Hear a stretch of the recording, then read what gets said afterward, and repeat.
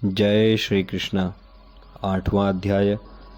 गर्भ में परीक्षित की रक्षा, कुंती के द्वारा भगवान की स्तुति और युधिष्ठिर का शोक। सूत जी कहते हैं, इसके बाद पांडव श्री कृष्ण के साथ जलांजलि के इच्छुक मरे हुए स्वजनों का तर्पण करने के लिए स्त्रियों को आगे करके गंगा तट पर गए। वहाँ उन सब ने मृत बंधुओं को जलदान दिया और उनके गुणों का स्मरण करके बहुत विलाप किया। तदनंतर भगवान के चरण कमलों की धूलि से पवित्र गंगा जल में पुनः स्नान किया। वहाँ अपने भाइयों के साथ कुरुपति महाराज युधिष्ठिर, धृतराष्ट्र पुत्र, शोक से व्याकुल गांधारी, कुंती और द्रौपदी सब बैठकर मरे हुए स्वजनों के लिए शोक करने लगे।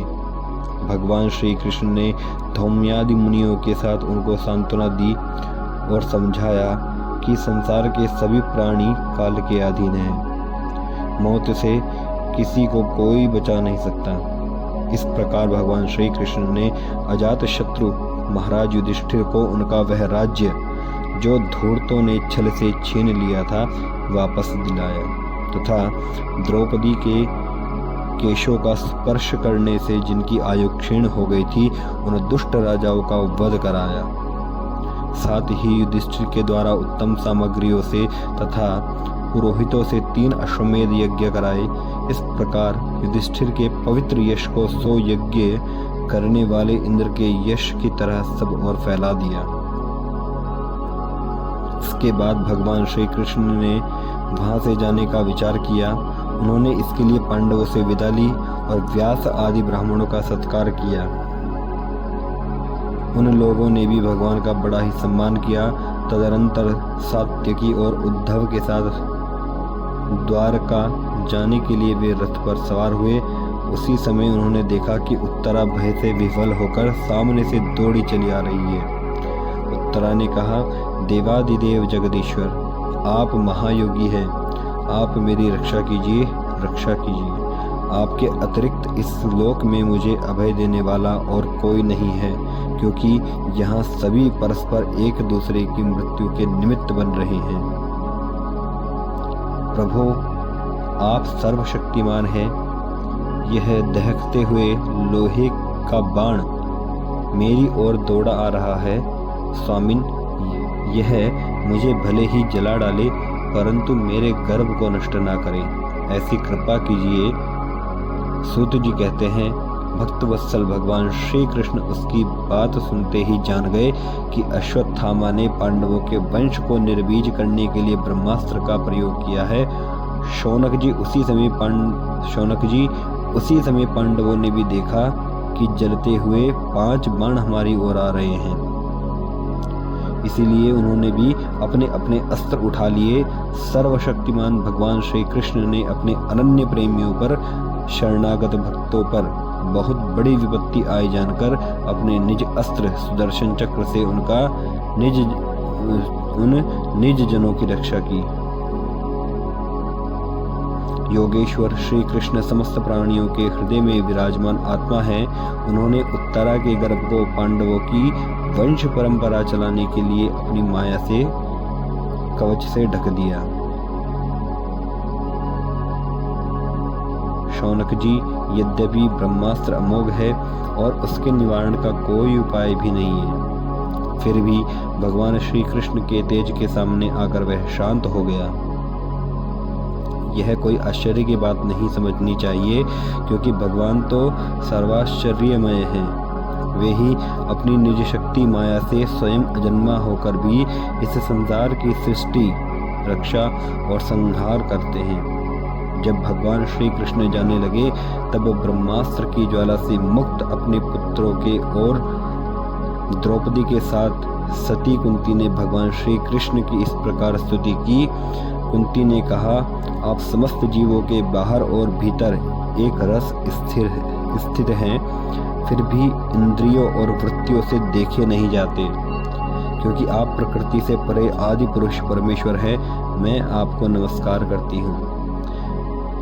इंद्रियों से जो कुछ जाना जाता है उसकी तह में आप विद्यमान रहते हैं और अपनी ही माया के पर्दे से अपने को ढके रहते हैं। मैं अबोध नारी आप अविनाशी पुरुषोत्तम को भला कैसे जान सकती हूँ। जैसे मूढ़ लोग दूसरा भेष धारण किए हुए नट को प्रत्यक्ष देखकर भी नहीं पहचान सकते, वैसे ही आप दिखते हुए भी नहीं दिखते। आप शुद्ध हृदय वाले विचारशील जीवन मुक्त परमहंसों के हृदय में अपनी प्रेममय भक्ति का सृजन करने के लिए अवतीर्ण हुए हैं। फिर हम अल्प बुद्धि स्त्रियां आपको कैसे पहचान सकती हैं।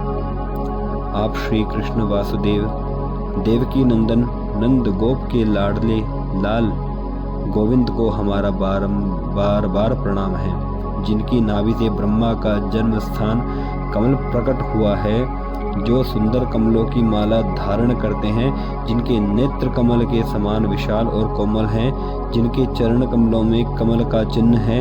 श्री कृष्ण, ऐसे आपको मेरा बार बार नमस्कार है। ऋषिकेश, जैसे आपने दुष्ट कंस के द्वारा कैद की हुई और चिरकाल से शोकग्रस्त देवकी की रक्षा की थी, वैसे ही पुत्रों के साथ मेरी भी आपने बार बार विपत्तियों से रक्षा की है। आप ही हमारे स्वामी हैं, आप सर्वशक्तिमान हैं। श्री कृष्ण, कहाँ तक गिनाऊं। विश्व से लाक्षागृह की भयानक आग से, हिडिंब आदि राक्षसों की दृष्टि से, दुष्टों की द्यूत सभा से, वनवास की विपत्तियों से और अनेक बार के युद्धों में अनेक महारथियों के शस्त्रास्त्रों से और अभी अभी इस अश्वत्थामा के ब्रह्मास्त्र से भी आपने ही हमारी रक्षा की है। जगत गुरु, आपने हमारे जीवन में सर्वदा पद पद पर विपत्तियां आती रहे, क्योंकि विपत्तियों में ही निश्चित रूप से आपके दर्शन हुआ करते हैं और आपके दर्शन हो जाने पर फिर जन्म मृत्यु के चक्कर में नहीं आना पड़ता। ऊंचे कुल में जन्म, ऐश्वर्य, विद्या और संपत्ति के कारण जिसका घमंड बढ़ रहा है, वह मनुष्य तो आपका नाम भी नहीं ले सकता, क्योंकि आप तो उन लोगों को दर्शन देते हैं जो अकिंचन हैं। आप निर्धनों के परम धन हैं, माया का प्रपंच आपका स्पर्श भी नहीं कर सकता। आप अपने आप में ही विहार करने वाले परम शांत स्वरूप हैं। आप ही कैवल्य मोक्ष के अधिपति हैं। आपको मैं बार बार नमस्कार करती हूँ। मैं आपको अनादि अनंत सर्वव्यापक सबके नियंता काल रूप परमेश्वर समझती हूँ। संसार के समस्त पदार्थ और प्राणी आपस में टकराकर विषमता के कारण परस्पर विरुद्ध हो रहे हैं, परंतु आप सब में समान रूप से विचर रहे हैं। भगवान, आप जब मनुष्यों की सी लीला करते हैं, तब आप क्या करना चाहते हैं, यह कोई नहीं जानता। आपका कभी कोई ना प्रिय है और ना अप्रिय। आपके संबंध में लोगों की बुद्धि ही विषम हुआ करती है। आप विश्व के आत्मा हैं, विश्व रूप हैं। न आप जन्म लेते हैं और ना कर्म ही करते हैं। फिर भी पशु पक्षी मनुष्य ऋषि जलचर आदि में आप जन्म लेते हैं और उन योनियों के अनुरूप दिव्य कर्म भी करते हैं। यह आपकी लीला ही तो है। जब बचपन में आपने दूध की मटकी फोड़कर यशोदा मैया को खिंचा दिया था और उन्होंने आपको बांधने के लिए हाथ में रस्सी ली थी, तब आपकी आंखों में आंसू छलक आए थे। काजल कपोलों पर बह चला था, नेत्र चंचल हो रहे थे और भय की भावना से आपने अपने मुख को नीचे की ओर झुका लिया था। आपकी उस दशा का लीला छवि का ध्यान करके मैं मोहित हो जाती हूँ। भला जिससे भय भी भय मानता है, उसकी यह दशा। आपने अजन्मा होकर भी जन्म क्यों लिया है, इसका कारण बतलाते हुए कोई महापुरुष यूं कहते हैं कि जैसे मलयाचल की कीर्ति का विस्तार करने के लिए उसमें चंदन प्रकट होता है, वैसे ही अपने प्रिय भक्त पुण्य श्लोक राजा यदु की कीर्ति का विस्तार करने के लिए ही आपने उनके वंश में अवतार ग्रहण किया है। दूसरे लोग यूँ कहते हैं कि वसुदेव और देवकी ने पूर्व जन्म में सुतपा और प्रश्नी के रूप में आपसे यही वरदान प्राप्त किया था, इसीलिए आप अजन्मा होते हुए भी जगत के कल्याण और दैत्यों के नाश के लिए उनके पुत्र बने हैं। कुछ और लोग यूं कहते हैं कि यह पृथ्वी दैत्यों के अत्यंत भार से समुद्र में डूबते हुए जहाज की तरह डगमगा रही थी, पीड़ित हो रही थी। तब ब्रह्मा की प्रार्थना से उसका भार उतारने के लिए ही आप प्रकट हुए हैं। कोई महापुरुष ये क्यों कहते हैं कि जो लोग इस संसार में अज्ञान, कामना और कर्मों के बंधन में जकड़े हुए पीड़ित हो रहे हैं, उन लोगों के लिए श्रवण और स्मरण करने योग्य लीला करने के विचार से ही आपने अवतार ग्रहण किया है। भक्तजन बार बार आपके चरित्र का श्रवण, गान, कीर्तन एवं स्मरण करके आनंदित होते रहते हैं। वे ही अविलंब आपके उस चरण कमल का दर्शन कर पाते हैं जो जन्म मृत्यु के प्रवाह को सदा के लिए रोक देता है। भक्तवांछा कल्पतरु प्रभो, क्या अब आप अपने आश्रित और संबंधी हम लोगों को छोड़कर जाना चाहते हैं? आप जानते हैं कि आपके चरण कमलों के अतिरिक्त हमें और किसी का सहारा नहीं है। पृथ्वी के राजाओं के तो हम यूं ही विरोधी हो गए हैं। जैसे जीव के बिना इंद्रियां शक्तिहीन हो जाती है, वैसे ही आपके दर्शन बिना यदुवंशियों के और हमारे पुत्र पांडवों के नाम तथा रूप का अस्तित्व ही क्या रह जाता है। गदाधर, आपके विलक्षण चरण चिन्हों से चिन्हित यह कुरजलांगल देश की भूमि आज जैसे शोभायमान हो रही है, वैसी आपके चले जाने के बाद ना रहेगी। आपकी दृष्टि के प्रभाव से ही यह देश पकी हुई फसल तथा लता वृक्षों से समृद्ध हो रहा है। ये वन, पर्वत, नदी और समुद्र भी आपकी दृष्टि से ही वृद्धि को प्राप्त हो रहे हैं। आप विश्व के स्वामी हैं, विश्व के आत्मा हैं और आप विश्व स्वरूप हैं। यदुवंशियों और पांडवों में मेरी बड़ी ममता हो गई है। आप कृपा करके स्वजनों के साथ जोड़े हुए इस स्नेह की दृढ़ फांसी को काट दीजिए।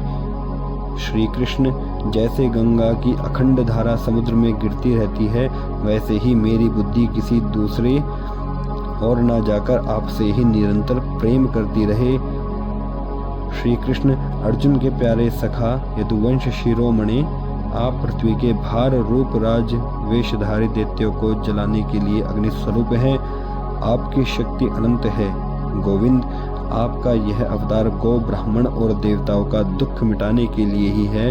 योगेश्वर, चराचर के गुरु भगवान, मैं आपको नमस्कार करती हूँ। सूत जी कहते हैं, इस प्रकार कुंती ने बड़े मधुर शब्दों में भगवान की अधिकांश लीलाओं का वर्णन किया। यह सब सुनकर भगवान श्री कृष्ण अपनी माया से उसे मोहित करते हुए से मंद मंद मुस्कुराने लगे। उन्होंने कुंती से कह दिया, अच्छा ठीक है, और रथ के स्थान से वे हस्तिनापुर लौट आए। वहां कुंती और सुभद्रा आदि देवियों से विदा लेकर जब वे जाने लगे, तब राजा युधिष्ठिर ने बड़े प्रेम से उन्हें रोक लिया। राजा युधिष्ठिर को अपने भाई बंधुओं के मारे जाने का बड़ा शौक हो रहा था।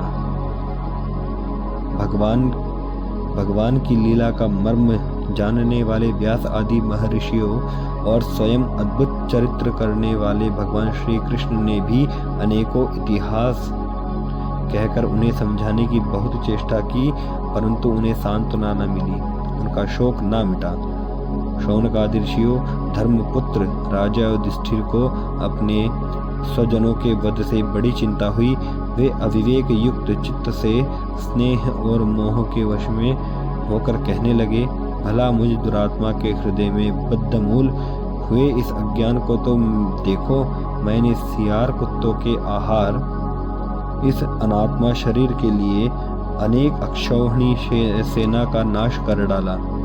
मैंने बालक, ब्राह्मण, संबंधी, मित्र, चाचा, ताऊ, भाई, बंधु और गुरुजनों से द्रोह किया।